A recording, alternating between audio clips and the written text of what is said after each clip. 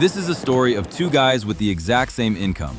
Both are 20 years old. Both have $140 left over at the end of the week. The only difference is what happens on Friday night. One of them spends that $140 on drinks, Ubers, and fast food. The other puts that same $140 into a boring index fund.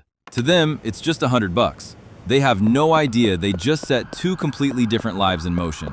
By age 25, not much has changed on the surface. They both still have the same jobs, but the numbers tell a different story. The guy on the left has spent over $36,000 on weekends. He has some great memories, but his bank account is usually near zero by Tuesday.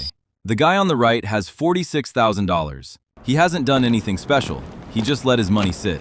He's starting to feel a sense of peace that his friend doesn't understand. At 30, the math starts to get aggressive. The party guy has now spent $72,000. He's starting to realize that the fun is getting expensive, and he's still living paycheck to paycheck. He is trapped. The investor now has $132,000. $60,000 of that is pure profit from growth. He realizes he could stop working for a year and be fine. He has something his friend will never have: leverage over his own time.